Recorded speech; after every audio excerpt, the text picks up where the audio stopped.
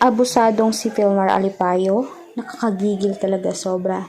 Hindi makapaniwala ang nakararami na sa umpisa lamang pala ang tamis ng pag-iibigan nila ni Andy Eigenman. Gayon pa man habang tumatagal, lumalala, pumapait at tila para walang tamis ng nagaganap.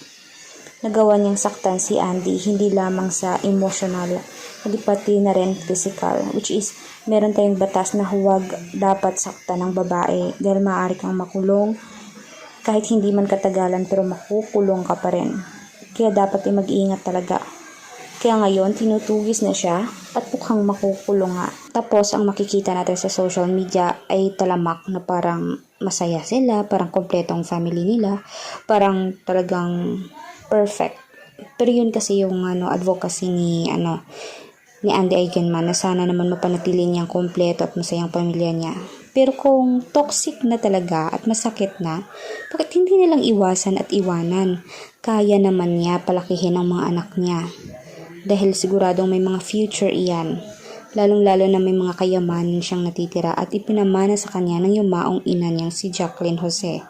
Kaya nanlulumo at nanggigigil ang mga senador dahil dito Dahil naging artista si Andy, marami siyang mga ninong at ninang na talagang ang turing sa kanya ay mga anak na rin.